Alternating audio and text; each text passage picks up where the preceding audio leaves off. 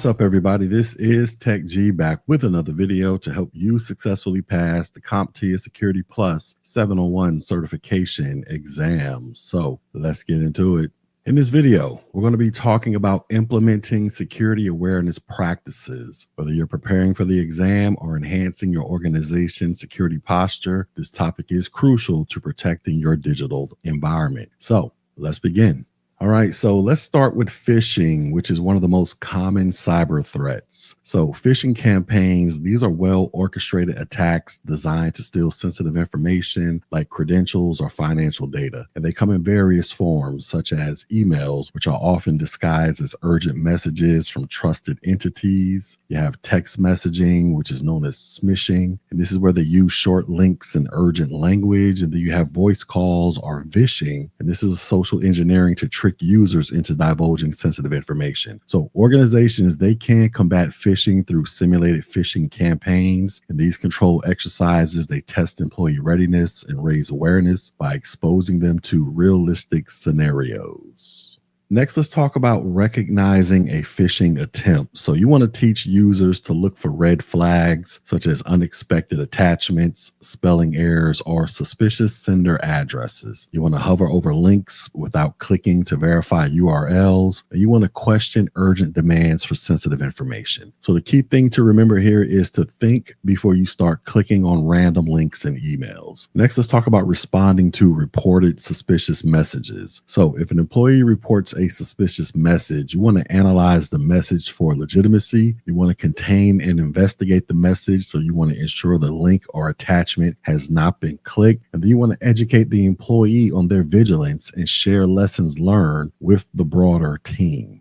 All right, next, let's discuss identifying anomalous behavior within an organization. So let's first talk about risky behavior. So employees engaging in risky behaviors like downloading unapproved software or clicking unknown links, they can expose the organization to threats. And awareness training should include the following. It should highlight the dangers of these actions, and it should encourage users to follow policies and ask for IT guidance when in doubt. Then we have unexpected behavior, and this includes a sudden change in login patterns and unusual file access times. So you want to use monitoring tools to flag these activities and involve the employee to verify legitimacy. Then we have what are called unintentional behaviors. So often users unintentionally create risks by mishandling data and sending sensitive emails to the wrong recipients. So mitigation, this requires fostering a culture of double checking and using tools like data loss prevention systems. All right, moving on, we have user guidance and training, and within that we have policies and handbooks. So every organization should have clear, accessible policies, and these documents could include defining what the acceptable use policy is, specifying procedures for reporting incidents, and outlining consequences for non-compliance. Then we also have situational awareness, and this involves understanding the environment and knowing current threats like phishing campaigns, and encouraging vigilance in everyday activities such as verifying senders or reporting suspicious activities. All right, next we have insider threats, and these can come from employees, contractors, or partners. And these individuals might misuse access intentionally or unintentionally. And so mitigation includes the following, such as using least privilege access, so only provide employees with access necessary for their role. Then you want to conduct regular audits, so you want to monitor user activities for anomalies.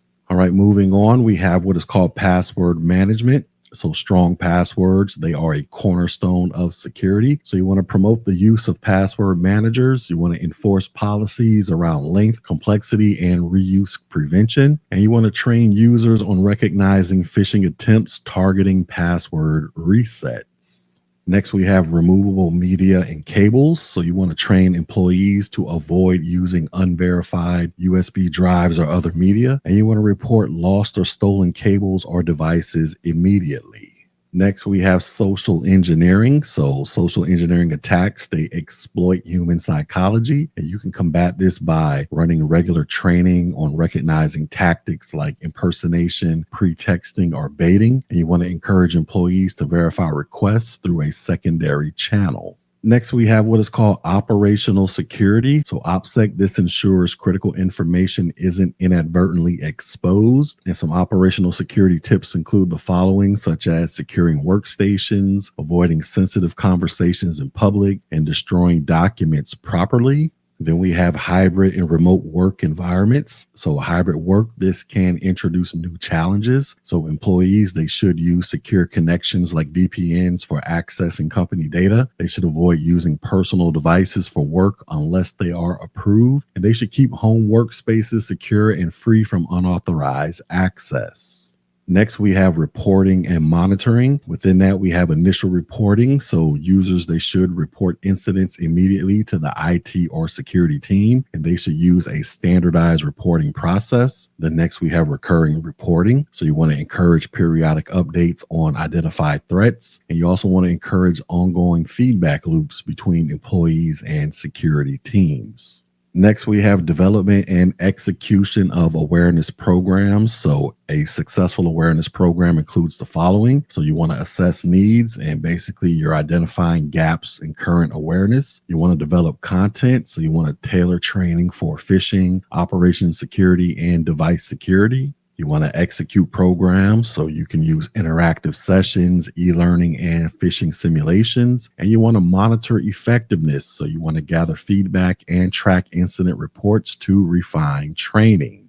So in conclusion, security awareness isn't a one and done effort. It's an ongoing process requiring commitment from every individual. By focusing on training, recognizing threats, and fostering a proactive culture, organizations can significantly reduce risks. So with all of that being said, let's do some check on learning. So the first question is, which of the following is the best first step when responding to a reported phishing email in an organization? Is it you want to delete the email from the affected inboxes immediately? Is it you want to notify all employees and provide education about recognizing phishing attempts? Is it you want to report the email to the organization's security team for further analysis? Or is it you want to block the sender's address in the email server?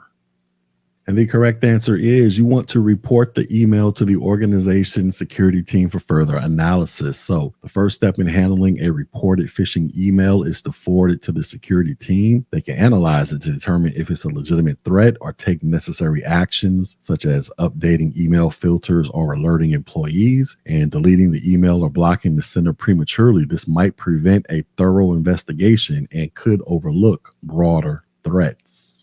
Next question. An employee notices unusual activity on their workstation, including unauthorized software installations. What is the most appropriate action they should take according to security awareness practices? Would it be attempting to uninstall the suspicious software immediately? Would it be disconnecting the workstation from the network and informing the IT security team? Would it be rebooting the system to clean any malicious processes? Or would it be running a full antivirus scan and only reporting it if the scan detects an issue?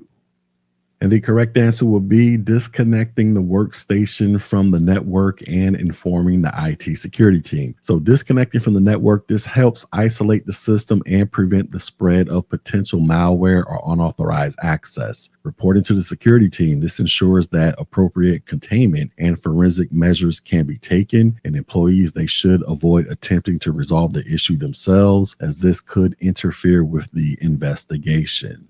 And our final question, which of the following is an effective way to increase user awareness of social engineering attacks? Would this be implementing regular phishing simulations and providing immediate feedback? Would this be requiring employees to read a handbook on social engineering once a year? Would this be penalizing employees who fail to recognize simulated phishing attempts? Or would this be relying on IT to detect and block all social engineering attempts?